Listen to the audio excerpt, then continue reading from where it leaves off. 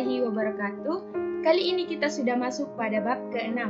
Nah, pada bab ini saya akan menjelaskan materi mengenai pengantar basis data yang dipandu oleh dosen pengampu saya, Dr. Mustari Lamada, SPD MT. Baiklah, sebelumnya saya ingin memperkenalkan diri terlebih dahulu. Perkenalkan, nama saya Nirwana, nomor induk mahasiswa 200209500029, Prodi Pendidikan Teknik Informatika dan Komputer kelas F, Fakultas Teknik Universitas Negeri Makassar. Baiklah, pokok pembahasan yang akan kita bahas pada hari ini ada 7. Yang pertama yaitu basis data, yang kedua yaitu 3 tingkatan arsitektur basis data, ANSYS part. Yang ketiga yaitu bahasa dalam DBMS, yang keempat yaitu model data, yang kelima yaitu fungsi DBMS, yang keenam yaitu komponen DBMS, yang ketujuh yaitu arsitektur DBMS multi-user. Baiklah, kita masuk pada pokok pembahasan yang pertama, yaitu basis data. Berbicara mengenai basis data. Basis data merupakan sumber informasi yang dapat dipakai bersama. Setiap pemakai membutuhkan pandangan yang berbeda terhadap data yang disimpan di dalam basis data. Untuk memenuhi kebutuhan tersebut terdapat arsitektur komersial DBMS yang didasarkan pada perluasan arsitektur yang disebut sebagai arsitektur ANSYS part. Oleh karena itu, materi ini akan membahas tingkatan arsitektur basis data, karakteristik fungsional DBMS, bahasa yang digunakan dalam DBMS, serta model-model data. Adapun tujuan utama dari sistem basis data yaitu menyediakan pemakai melalui suatu pandangan abstrak mengenai data dengan menyembunyikan detail dari bagaimana data disimpan dan dimanipulasi. Oleh karena itu, titik awal untuk perancangan sebuah basis data haruslah abstrak dan deskripsi umum dari kebutuhan-kebutuhan suatu organisasi harus digambarkan di dalam basis data. Nah, lebih jauh lagi, jika sebuah basis data merupakan sumber yang bisa digunakan bersama, maka setiap pemakai membutuhkan pandangan yang berbeda-beda terhadap di dalam basis data. Selanjutnya, kita masuk pada pokok pembahasan yang kedua, yaitu 3 tingkatan arsitektur basis data ANSYS part. 3 tingkatan arsitektur basis data. Ada 3 tingkatan dalam arsitektur basis data yang bertujuan untuk membedakan cara pandang pemakai terhadap basis data dan cara pembuatan basis data secara fisik. Yang pertama yaitu tingkat eksternal, yang kedua yaitu tingkat konseptual, yang ketiga yaitu tingkat internal.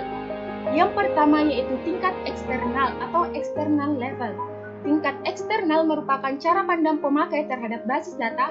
Pada tingkat ini menggambarkan bagian basis data yang relevan bagi seorang pemakai tertentu. Tingkat eksternal terdiri dari sejumlah cara pandang yang berbeda dari sebuah basis data. Cara pandang secara eksternal hanya terbatas pada entitas, atribut, dan hubungan antar entitas, relationship yang diperlukan saja. Selanjutnya yaitu tingkat konseptual atau konseptual level. Tingkat konseptual merupakan kumpulan cara pandang terhadap basis data. Pada tingkat ini menggambarkan data yang disimpan dalam basis data dan hubungan antara datanya. Hal-hal yang digambarkan dalam tingkatan konseptual adalah semua identitas beserta atribut dan hubungannya, batasan data, informasi semantik tentang data, keamanan dan integritas informasi. Yang ketiga yaitu tingkat internal atau internal level. Tingkat internal merupakan perwujudan basis data dalam komputer. Pada tingkat ini menggambarkan bagaimana basis data disimpan secara fisik di dalam peralatan storage yang berkaitan erat dengan tempat penyimpanan atau physical storage. Tingkatan internal memperhatikan hal-hal sebagai berikut. Yang pertama yaitu alokasi ruang penyimpanan data dan indeks. Kedua, deskripsi record untuk penyimpanan dengan ukuran penyimpanan untuk data elemen. Ketiga, penempatan record. Yang keempat, penempatan data dan teknik encryption. Baiklah, selanjutnya kita masuk pada pokok pembahasan kita yang ketiga, yaitu bahasa dalam DBMS. DBMS atau Database Management System adalah kumpulan program yang mengkoordinasikan semua kegiatan yang berhubungan dengan basis data. Dengan adanya berbagai tingkatan pandangan dalam suatu basis data, maka untuk mengkoordinasikan masing-masing pengguna dalam piramida lunak manajemen basis data, biasanya terdapat bahasa-bahasa tertentu, seperti data sublanguage.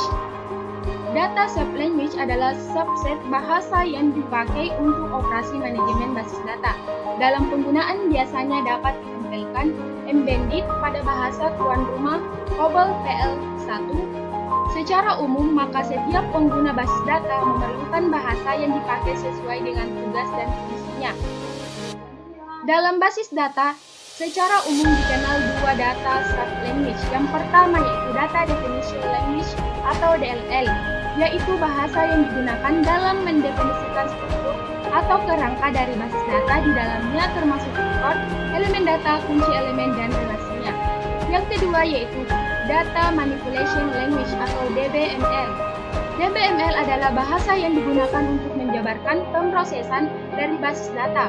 Fasilitas ini diperlukan untuk memasukkan, mengambil, dan mengubah data.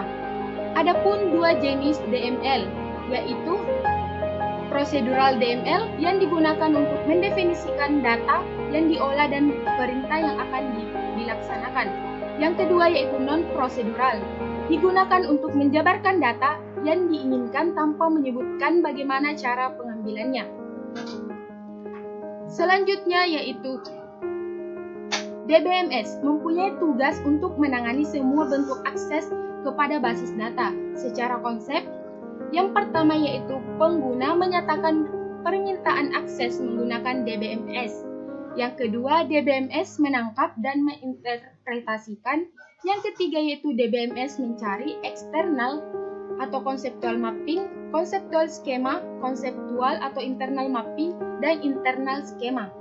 Yang keempat yaitu DBMS melaksanakan operasi yang diminta terhadap basis data tersimpan. Proses 1 sampai dengan 4 dapat dilakukan secara interaktif atau dikompil dulu. Selanjutnya kita masuk pada pokok pembahasan yang keempat yaitu model data. Model data adalah kumpulan konsep yang terintegrasi yang menggambarkan data, hubungan antara data dan batasan-batasan data dalam suatu organisasi. Fungsi dari sebuah model data untuk mempresentasikan data sehingga data tersebut mudah dipahami. Untuk menggambarkan data pada tingkat eksternal dan konseptual digunakan model data berbasis objek atau model data berbasis record. Yang pertama yaitu model data berbasis objek. Model data berbasis objek menggunakan konsep entitas, atribut, dan hubungan antar entitas. Beberapa jenis model data berbasis objek yang umum adalah Infinity Relationship, Semantic, Functional Object Oriented. Yang kedua yaitu model data berbasis record. Pada model data berbasis record, basis data terdiri dari sejumlah record dalam bentuk yang tetap yang dapat dibedakan dari bentuknya. Ada 3 macam jenis model data berbasis record, yaitu model data relasional atau relational, model data hierarkikal, model data jaringan atau network. Baiklah, kita masuk pada pokok pembahasan yang kelima yaitu fungsi DBMS. Layanan-layanan yang sebaiknya disediakan oleh database management system adalah yang pertama, penyimpanan, pengambilan, dan perubahan data. Sebuah DBMS harus menyediakan kemampuan menyimpan, mengambil, dan merubah data dalam basis data. Yang kedua yaitu katalog yang dapat diakses pemakai. Menyediakan sebuah katalog yang berisi deskripsi item data yang disimpan dan diakses oleh pemakai. Yang ketiga yaitu mendukung transaksi. Menyediakan mekanisme yang akan menjamin semua perubahan yang berhubungan dengan transaksi yang sudah ada atau yang akan dibuat. Yang keempat yaitu melayani kontrol konkurensi. Sebuah DBMS harus menyediakan mekanisme yang menjamin basis data terupdate secara benar pada saat beberapa pemakai melakukan perubahan terhadap basis data yang sama secara bersamaan. Yang kelima yaitu melayani recovery, menyediakan mekanisme untuk mengembalikan basis data ke dalam sebuah terjadinya kerusakan pada basis data tersebut. Yang keenam yaitu melayani autorisasi. Sebuah DBMS harus menyediakan mekanisme untuk menjamin bahwa hanya pemakai yang berwenang saja yang dapat mengakses basis data. Yang ketujuh, mendukung komunikasi data. Sebuah DBMS harus mampu terintegrasi dengan software komunikasi. Yang kedelapan, melayani integrity. Sebuah DBMS bertujuan untuk menjamin semua data dalam basis data dan setiap terjadi perubahan data harus sesuai dengan aturan yang berlaku. Yang kesembilan yaitu melayani data independence. Sebuah DBMS harus mencakup fasilitas untuk mendukung kemandirian program dari struktur basis data yang sesungguhnya. Dan yang terakhir yaitu melayani utility. Sebuah DBMS sebaiknya menyediakan kumpulan layanan utility. Kita masuk pada pokok pembahasan yang keenam yaitu komponen DBMS. Ada 6 komponen DBMS. Yang pertama yaitu query processor, yang kedua yaitu database manager, yang ketiga file manager, yang keempat DML processor, yang kelima DDL compiler, dan yang terakhir yaitu dictionary manager. Yang pertama yaitu query processor. Query processor adalah komponen yang merubah bentuk query ke dalam instruksi tingkat rendah ke database manager. Database manager adalah database manager menerima query dan menguji skema eksternal dan konseptual untuk menentukan apakah record dibutuhkan untuk memenuhi permintaan. Kemudian DM memanggil file manager untuk menyelesaikan permintaan. Yang ketiga yaitu file manager. File manager memanipulasi penyimpanan file dan mengatur alokasi ruang penyimpanan pada disk. Yang keempat yaitu DML processor. Modul yang merubah perintah DML embedded ke dalam program aplikasi dalam bentuk fungsi-fungsi yang memanggil data host language. Yang kelima yaitu DDL compiler, yaitu merubah perintah DDL menjadi kumpulan tabel yang berisi metadata. Yang terakhir yaitu dictionary manager. Dictionary manager yaitu mengatur akses dan memelihara data dictionary. Data dictionary diakses oleh komponen DBMS yang lain. Adapun komponen software utama database manager adalah authorization control, modul yang memeriksa apakah pemakai mempunyai wewenang untuk menyelesaikan operasi. Command processor memeriksa apakah pemakai mempunyai wewenang untuk menyelesaikan operasi. Integrity checker untuk semua operasi yang merubah basis data. Integrity checker memeriksa operasi yang diminta memerlukan batasan integritas. Yang keempat, query optimizer. Modul ini menentukan strategi yang optimal untuk eksekusi query. Yang kelima yaitu transaction manager. Modul ini mengerjakan proses-proses yang dibutuhkan operasi yang diterima transaksi. Yang keenam, scheduler. Modul ini bertanggung jawab untuk menjamin operasi secara bersamaan terhadap basis data sehingga berjalan tanpa ada masalah antara satu dengan yang lain. Yang ketujuh yaitu recovery manager. Modul ini menjamin basis data tetap konsisten walaupun terjadi kerusakan. Dan yang terakhir yaitu buffer manager. Modul ini bertanggung jawab terhadap pemindahan data antara main memory dan secondary storage seperti disk dan tab. Selanjutnya kita masuk pada pokok pembahasan yang ketujuh yaitu arsitektur DBMS multi-user. Ada 4 bagian penting. Yang pertama yaitu teleprocessing, yang kedua yaitu file server, ketiga client server, dan yang keempat yaitu data dictionary. Yang pertama yaitu teleprocessing. Teleprocessing atau arsitektur tradisional untuk sistem multi-user adalah teleprocessing, di mana suatu komputer dengan sebuah CPU dan sejumlah terminal. Semua pemrosesan dikerjakan dalam batasan fisik komputer yang sama. Terminal untuk memakai berjenis DOM yang tidak dapat berfungsi sendiri dan masing-masing dihubungkan ke komputer pusat. Terminal-terminal tersebut mengirimkan pesan melalui subsistem, mengontrol komunikasi pada sistem operasi ke program aplikasi yang bergantian menggunakan layanan DBMS. Dengan cara yang sama, pesan dikembalikan ke terminal pemakai. Arsitektur ini menempatkan beban yang besar pada komputer pusat yang tidak dapat menjalankan program aplikasi tetapi juga harus menyelesaikan sejumlah pekerjaan pada terminal seperti format data untuk tampilan di monitor. Yang kedua yaitu file server. Proses didistribusikan ke dalam jaringan sejenis LAN (Local Area Network).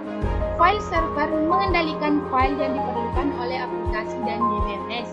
Meskipun aplikasi dan DBMS dijalankan pada masing-masing workstation, tetapi tetap meminta file dari file server jika diperlukan. File server berfungsi sebagai sebuah hard disk yang digunakan secara bersamaan. Adapun kerugian arsitektur file server adalah terdapat lalu lintas jaringan yang besar. Masing-masing workstation membutuhkan kopi DBMS. Kontrol terhadap konkurensi recovery dan integrity menjadi lebih kompleks karena sejumlah DBMS mengakses file secara bersamaan. Yang ketiga yaitu client server. Client server menunjukkan cara komponen software berinteraksi dalam bentuk sistem. Sesuai dengan namanya, ada sebuah pemroses client yang membutuhkan sumber dan sebuah server yang menyediakan sumbernya. Tidak ada kebutuhan klien dan server yang harus diletakkan pada mesin yang sama. Dalam konteks basis data, klien mengatur interface berfungsi sebagai workstation, tempat menjalankan aplikasi basis data. Klien menerima permintaan pemakai, memeriksa sinteks dan generate kebutuhan basis data dalam SQL atau bahasa yang lain. Kemudian meneruskan pesan ke server, menunggu respon dan bentuk respons untuk pemakai akhir. Server menerima dan memproses permintaan basis data, kemudian mengembalikan hasil ke klien. Adapun beberapa keuntungan jenis arsitektur ini adalah memungkinkan akses basis data yang besar, menaikkan kinerja. Jika klien dan server diletakkan pada komputer yang berbeda, kemudian CPU yang berbeda dapat memproses aplikasi secara paralel. Biaya untuk hardware dapat dikurangi. Hanya server yang membutuhkan storage dan kekuatan proses yang cukup untuk menyimpan dan mengatur basis data. Biaya komunikasi berkurang.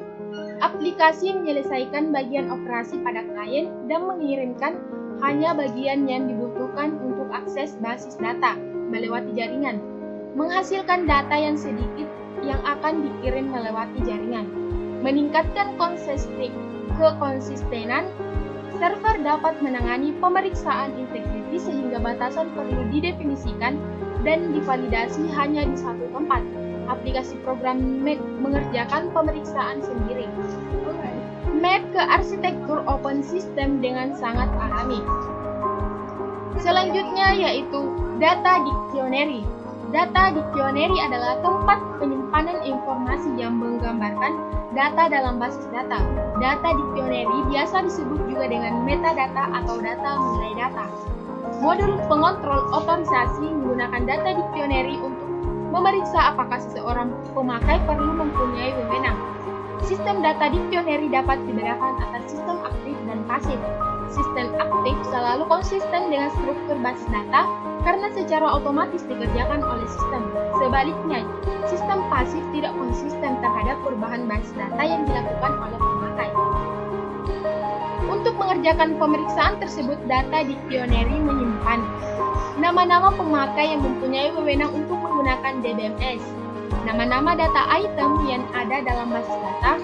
Data item dapat diakses oleh pemakai dan jenis akses yang diizinkan, misalnya insert, update, delete, atau read. Sedangkan untuk memeriksa integritas data, data dictionary menyimpan nama-nama data item dalam basis data, jenis dan ukuran data item, dan batasan untuk masing-masing data item. Baiklah, itulah tadi beberapa materi yang telah saya paparkan mengenai pengantar basis data. Kurang dan lebihnya mohon dimaafkan. Kelebihan itu datanya dari Allah dan kekurangan itu datanya dari diri saya pribadi. Wassalamualaikum warahmatullahi wabarakatuh.